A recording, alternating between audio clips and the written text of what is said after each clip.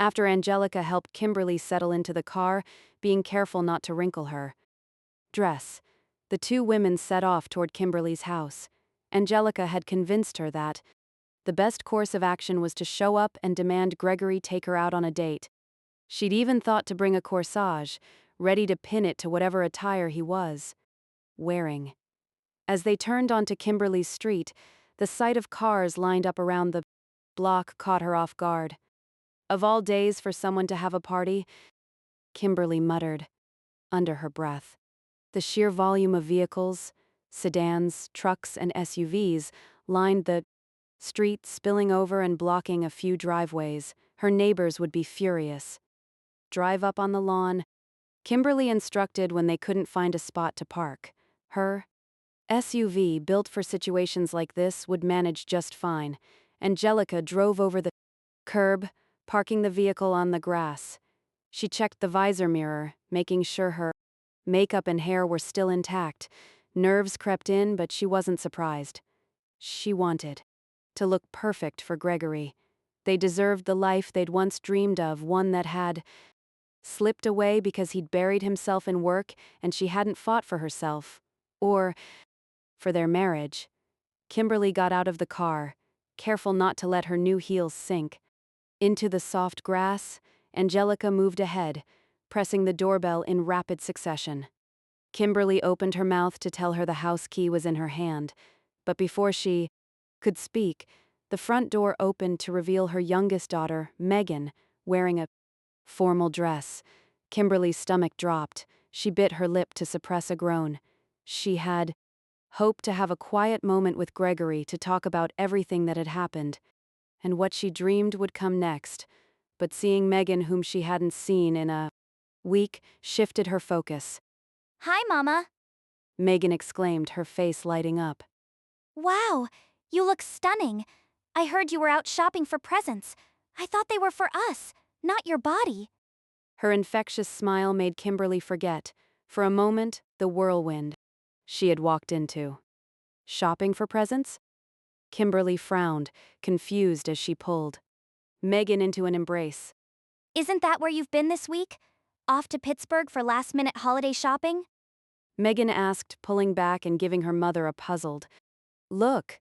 Kimberly mumbled something that sounded vaguely like agreement. It wasn't. Surprising, Gregory had come up with a plausible excuse to explain her absence without embarrassing her in front of the children. Oh, come see something, Megan said, grabbing Kimberly's hand and leading her toward the backyard. You'll love it. Where's your father? Kimberly asked casually, trying to mask her growing curiosity. He's around. Come on. Megan tugged her forward and Kimberly followed.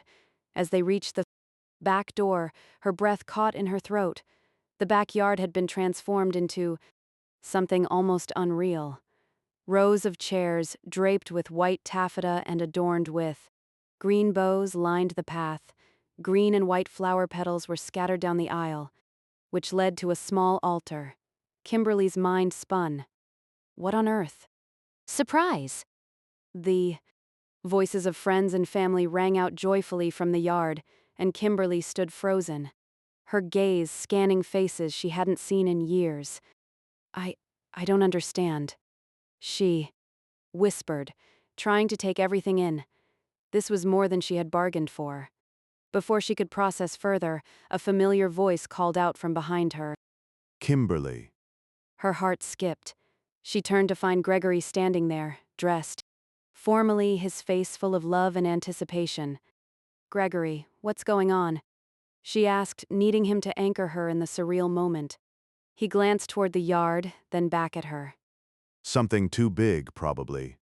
Despite everything, a laugh broke through her nerves. Before I say another word out there, I need to say this here. He took her hand, but did not pull her closer. I planned this because I love you.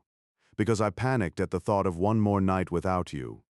But if you tell me this is too much, I'll send everyone home.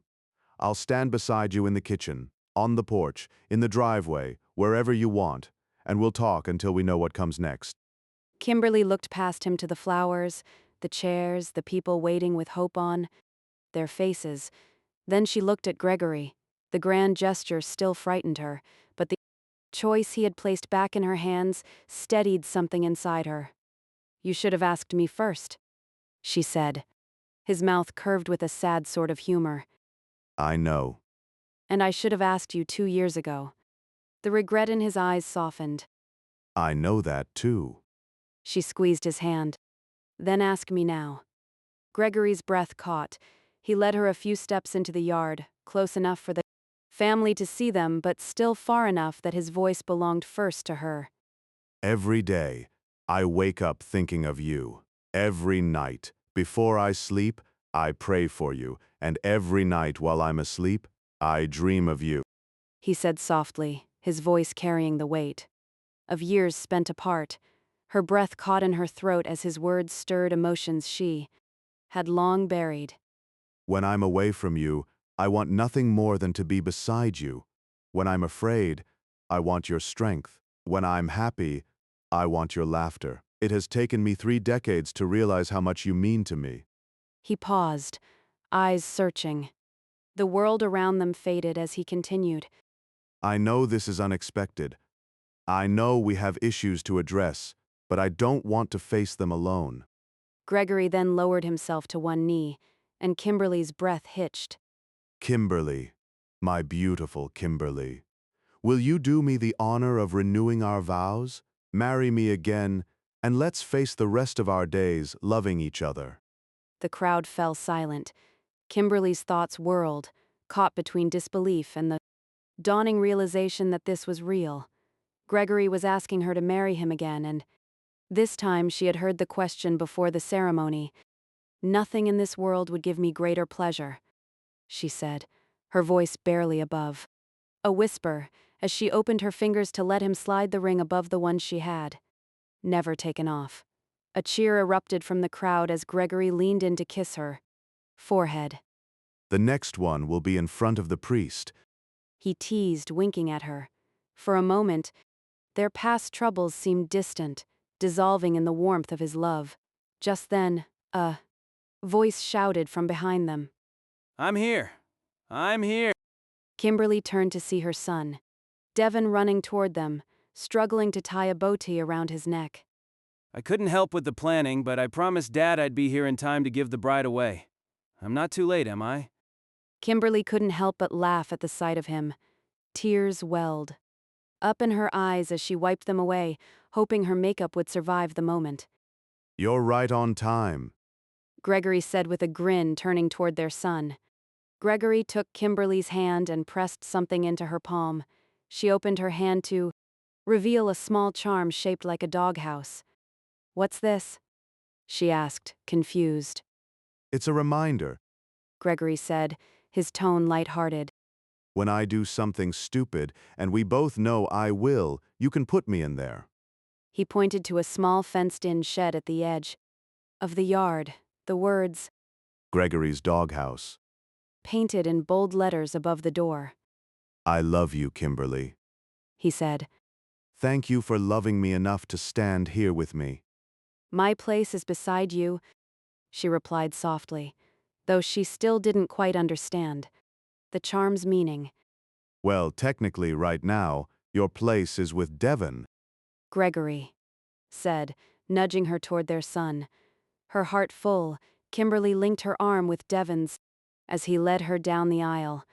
The soft crunch of rose petals beneath her Cinderella shoes was drowned out by the sound of the wedding march playing in the background. Camera flashes popped around her, but she only had eyes for her son. Kimberly was in awe.